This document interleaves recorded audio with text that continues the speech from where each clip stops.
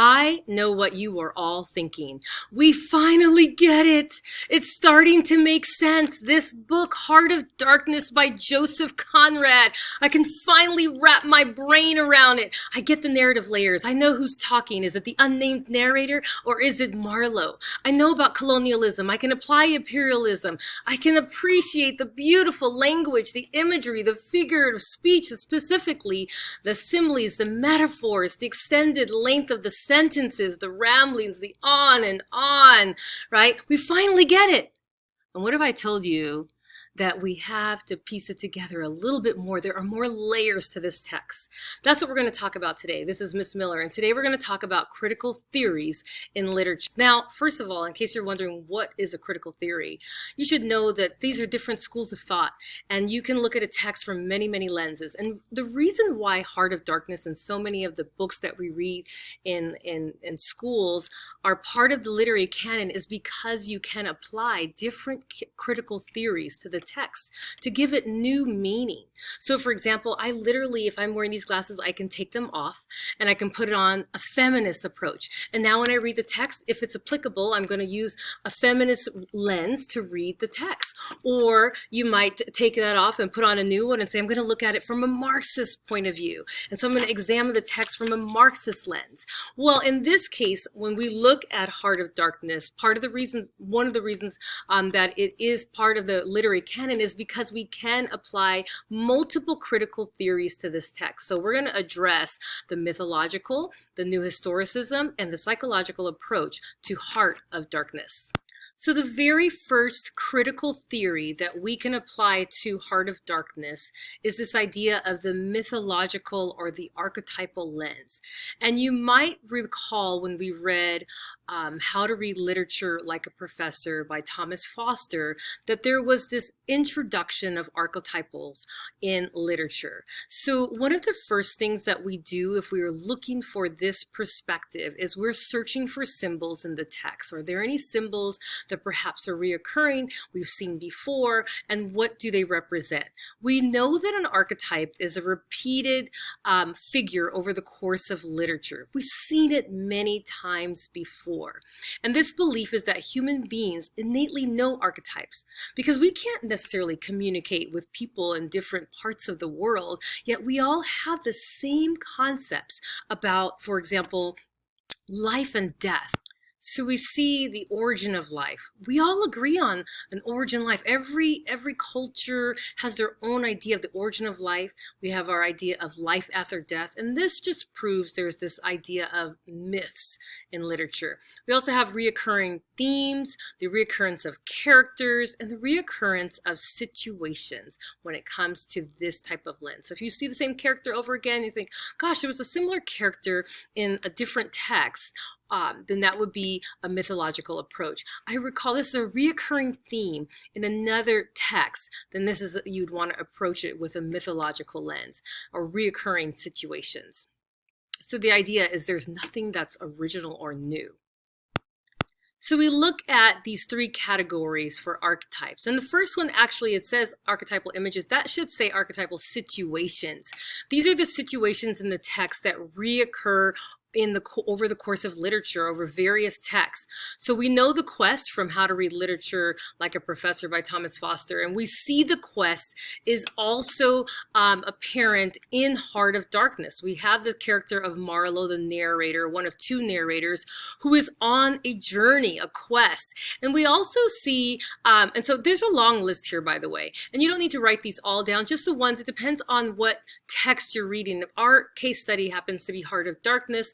So if you're looking at this one, you want to look at the quest. You might also want to make a note of perhaps even the end of the world, where we have this sort of good versus evil, and we see in the text we have the natives versus the pilgrims, or Marlowe, he's somewhere in the middle. But we look at the different factors as it applies to the quest, and we'll see that there are different steps, right? There's the call, which is what Marlowe gets. He gets the call, which is like instinctual for him. He decides he wants to go to the Congo River. He makes the decision. And then once he makes a decision, there's no coming back, right? Once he gets on that boat, he can't come back. Then there's the preparation that he does. And, you know, even though in the text, all sorts of warning signs are telling him, don't go, Marlowe, don't go.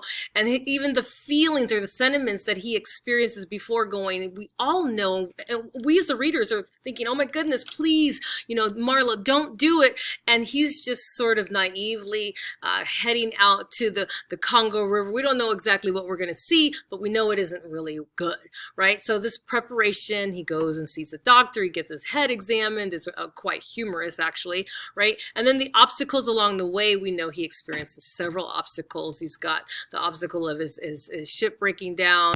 And then, of course, the climax, which is, Kurtz dies.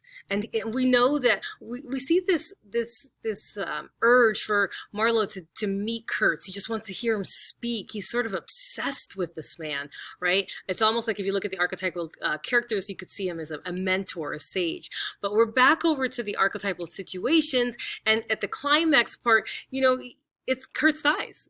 So it's over, right? And now he's got to figure out what all of this means and returns back to where he came from. So we have the quest, we have the renewal of life, the rite of passage, the fall, the redemptive sacrifice, the catalog of difficult tasks, the end of the world, the great flood, the taboo, the banquet. Then we have the archetypal characters. We know Marlowe perhaps as a hero in his own way, in his own right, even though many of you have different opinions about him. We know that he's self-destructive. So that's one of the qualities of a hero, and he is. We take a look at the scapegoat. We see that the natives really fit this category well. They are the fall guys. They're the ones that take the fall for everything. We have the villain. Perhaps that's Kurtz in this case. And then he's both the villain and the sage. The temptress, his desire, that would be Marlowe's desire, and which leads to his destruction.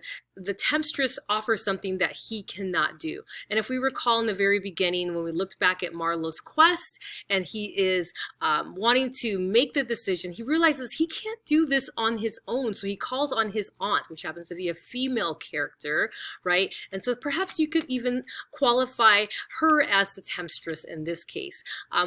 Earth Mother, goddess, doesn't necessarily apply to Heart of Darkness. However, it depends on what text you're reading. If you're reading something else, it could easily apply. And loner, Marlowe definitely is a loner. He talks about it all the time in his commentary on life. And it's a self-imposed separation. Not all the time. Sometimes they're separated by default. But in this case, he does this to himself. He wants to go out into the seas. He's nomadic. He's a wanderer, right? Or the spirit or the intellectual. Then we have the archetypal images, which fit very well with our text. We know colors. We see the red, the blood. And the imagery is so vivid, right? The imagery of the red blood at one part of the text of the helmsman's dies and the blood is seeping into Marlowe's shoes. Numbers doesn't necessarily qualify in the Heart of Darkness, but there's fire, there's water, and then you could even look at the masculine and feminine symbols. If you think about it, every time Joseph Conrad or even Marlowe describes the setting, at least in the very beginning of the text, he sort of assigned this feminine quality to the water and the ship, she, her, right, to signify this archetypal image that we see. And then there's caves, which doesn't necessarily apply. And then I'm going to take myself out of the equation. You could probably see the yin and the yang, which really in this case, we see multiple references to lightness and darkness. And so all of this is helping us take a look at the text from an archetypal lens. So a part of this to me is fascinating, the Apollonian and the Dionysian. These are two myths, right? And really it serves as a metaphor for the human condition. And so we see Apollonian, which is the god of sun. And then we see Dionysian, who dies every year. And at the end, they drink wine and have a feast, and the friends around him sort of devour him or destroy him, and at least a destruction. And it really reflects perhaps the nature of human beings in general, right? We all possess both qualities, and in many cases, for many of us, we possess more of one than the other. And this really explains a lot about who I am, or even yourself, you might be thinking to yourself. So the Apollonian, this is the mythological approach to literature. You're examining the human condition of the text, and you're looking at characters and saying, okay, do they have are they logical? So the Apollonian, the impulse, right? The Apollonian impulse talks about thought before action. You're thinking, you're rational, your ability to be rational. There's a part of that that exists in us all, right? And the Dionysian impulse is the irrational, no restraint and lacking in boundaries. And Marlowe talks about this throughout the text. He even sort of communicates to us as the reader his sentiments regarding the natives and this, right, this whole idea that, gosh, they seem to possess this ability to think logically or have boundaries and have some restraint. So again, when we look at the mythological approach, we see the Apollonian, right, impulse, which just means that we are rational, we think before we act. And the Dionysian impulse is this: there's no thinking, we're irrational, there's no restraint, we lack all sense of boundaries. Now, we talked about the mythological approach to literature. And so the second of the three critical theories that we are applying to Heart of Darkness is the new historicism, which is perception versus reality. I absolutely appreciate this critical theory, especially as it applies to Heart of Darkness, because I can't tell you how many times I think, gosh, it's really biased.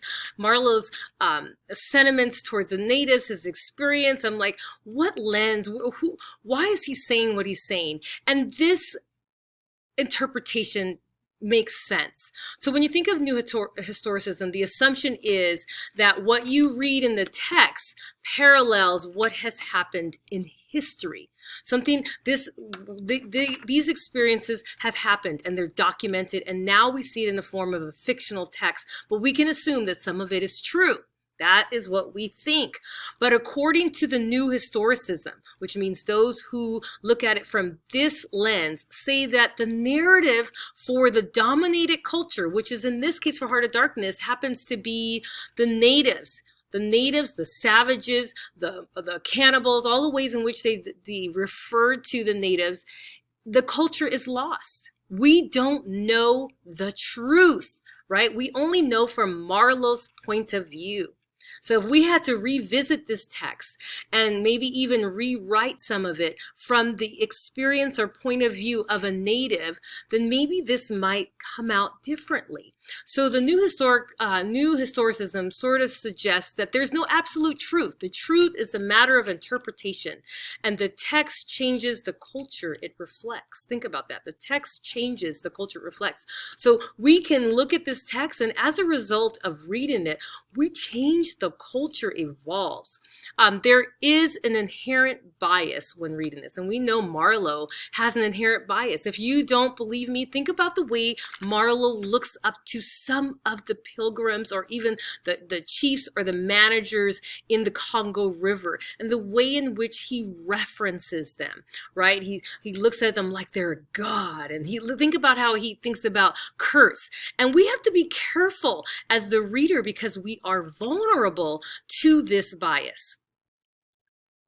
So the primary tenets of this new historicism is that traditional history is subjective, right?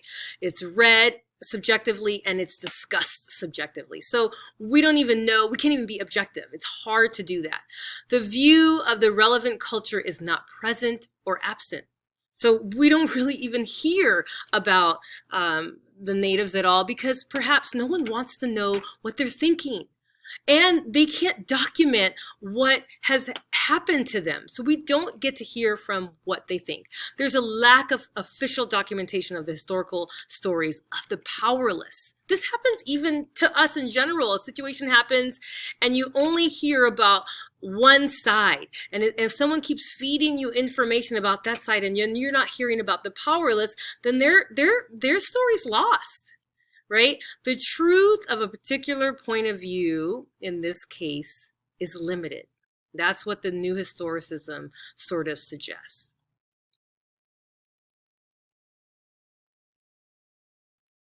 So we talked about the mythological critical theory or lens in which to approach literature. We talked about the new historicism, and I hope this has given you a different way to even approach the text. Now we can look at it even more deeply.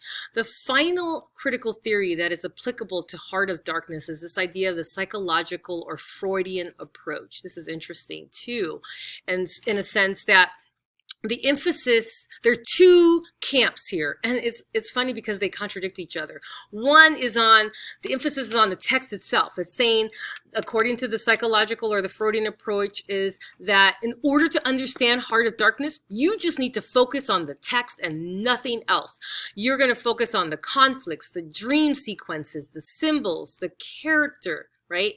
Then the other school, which is the opposing idea, is the emphasis on the author of the text, which suggests that you need to know as much as you possibly can about Joseph Conrad in order to understand Heart of Darkness. If you don't know anything about Joseph Conrad, you aren't going to understand the text. This is the two camps that are a part of the psychological or Freudian approach. And so when you look at it, you see the character's outer behavior differs from the character's inner desires or undiscovered desires, right? This whole idea that we may have one way in which we present ourselves and another way in which we actually feel. And sometimes we don't even realize how we feel until it's acted out in our behavior. And we go, oh my goodness, like, you know, that was a slip, a Freudian slip, right? So that's where that comes from. The Freudian approach, the first view, the Oedipal Complex, is one component, right? Where there is this admiration that a daughter has for her dad. And then there is the relationship between the father and, or excuse me, the mother and her son, right? If you think of the Oedipus complex, you think of the story of Oedipus where one character falls in love with his mother, he doesn't even realize it. But that's the Oedipus complex. Doesn't necessarily apply here in Heart of Darkness, but we have the subconscious dreams, and it suggests that in terms of the subconscious, there's the human personality and there's three parts to it. And the one is the id, which is the basic desire, the inner child. So we see this in Marlowe, our narrator, one of the two narrators. We have the superego, the opposite of the id, learned behavior from socially imposed rules. And then we have the ego that's balanced, which is the compromise between the id and the superego. So if you think about this, you want to examine these parts. So again, this is the first view, and then there's a second position for the Freudian approach. If we think of Marlowe, he really wants to go to the Congo River. And so then he knows there's a certain way that he has to go about it. And then he gets there and he finds a way to compromise, right? And he's there between the id and the superego is the ego. So let's take a look at the literary work is tied to the author's personality, their mind, their beliefs, values, hopes, and fears. There's always something of the author in the work, right? It's repressed desires. And that might mean that if we see something that's not necessarily socially acceptable, it might show up from one of the characters in the text, according to the Freudian approach. And that really just suggests that that's Conrad's repressed desire, that really that's what he thinks for himself, right? The author, another idea for the second position is the author will satirize those that they dislike and sympathize with those that they like. So we see in Heart of Darkness, Marlowe, is sort of caught in the middle because it's almost satirizing what's happening in the Congo and this idea that the pilgrims are there to make it civil, to civilize them, right? But then again, it's done at the expense of violence and suffering and greed.